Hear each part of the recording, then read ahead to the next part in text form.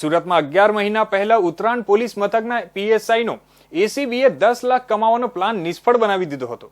Uttarayan police મથકના PSI ડી.કે. ચોસલા દ્વારા police મથકમાં આવેલા જાણવાજોગ ફરિયાદની તપાસમાં ફરિયાદી ઉપર ગુનો ન દાખલ કરવા બાબતે 10 લાખ રૂપિયાની લાંચ માંગી હતી। ફરિયાદી વિરુદ્ધ કાર્યવાહી નહીં કરવાના માટે પીએસઆઈ દ્વારા 10 લાખની લાંચ માંગવાના કેસમાં 11 મહિનાથી ભાગેડુ એવા પીએસઆઈને આખરે એસીબીની ઝડપી પાડવામાં સફળતા મળી છે। ફરિયાદી વિરુદ્ધ જાણવાજોગ ફરિયાદમાં કાર્યવાહી નહીં કરવા માટે લાંચની માંગણી કરવામાં આવી હતી, જે બાબતે ફરિયાદીએ એસીબી ઓફિસમાં ફરિયાદ કરતા વડોદરા એસીબીની ટીમે છટકું ગોઠવીને પીએસઆઈના વચેટિયાની 10 લાખ રોકડા લેતા રંગે હાથ ઝડપી પાડ્યો હતો।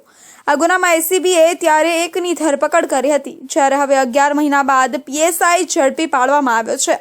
એસીબી પાસેથી મળતી માહિતી મુજબ સુરતના એક જાગૃત નાગરિકે ઉત્તરાયણ પોલીસ મથકના પીએસઆઈ દ્વારા 10 લાખ રૂપિયાની લાંચ માંગી હોવાની ફરિયાદ કરવામાં આવી હતી, જેમાં ફરિયાદ મુજબ ફરિયાદીના મિત્ર વિરુદ્ધ ઉત્તરાયણ પોલીસ સ્ટેશનમાં એક જાણવાજોગ અરજી થઈ હતી, જે અરજીના તપાસ કામે ફરિયાદીને ઉત્તરાયણ પોલીસના પીએસઆઈ ડી.કે. ચોસલા દ્વારા ગત તારીખ 12 સપ્ટેમ્બર 2023ના રોજ પોલીસ સ્ટેશન બોલાવીને દાખલ થયેલ જાણવાજોગ અંગેનું નિવેદન લેવડાવ્યા હતા।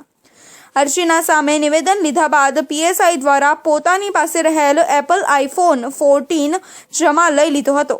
ત્યારબાદ ગઈ તારીખ 19 સપ્ટેમ્બર 2023ના રોજ ફરી પીએસઆઈ ચોસલાએ મળવા ઉત્તરાયણ પોલીસ સ્ટેશન ખાતે મળવા બોલાવ્યો હતો, ત્યારે 10 લાખ રૂપિયાની લાંચ માંગી હતી।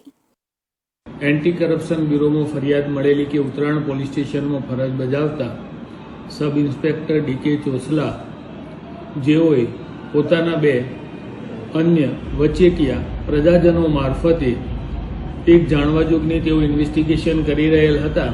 એ જાણવાજોગના કામે તેઓએ આ કામે ફરિયાદી પાસેથી રૂપિયા 10 લાખની લાંચની માગણી કરેલી અને તેઓના બે અન્ય પ્રજાજનો મારફતે એ લાંચની રકમ સ્વીકારાયેલી અને તેઓ ફરાર હતા, જેઓને ગત રોજ એસીબી દ્વારા અટકાયત કરવામાં આવેલી છે અને આગળની તપાસ ચાલી રહેલી છે।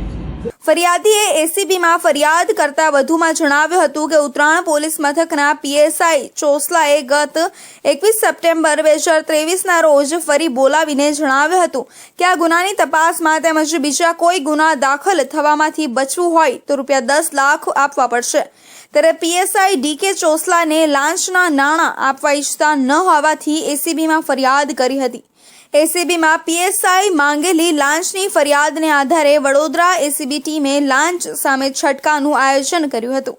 આ દરમિયાન ફરિયાદી 10 લાખ રૂપિયા લઈને આવ્યો હતો, ત્યારે પીએસઆઈના નિલેશ ભરવાડના અને પિયુષ રોય નામના બે વચેટિયા રૂપિયા લેવા આવ્યા હતા, જેમાંથી નિલેશ ભરવાડને એસીબીની ટીમ ત્યાં હાજર હોવાની જાણ થઈ જતા તે ઘટના સ્થળ પરથી ભાગી છૂટ્યો હતો, જ્યારે અન્ય એક વચેટિયો પિયુષ રોય 10 લાખ રૂપિયાની લાંચ લેતા રંગે હાથ ઝડપાઈ ગયો હતો।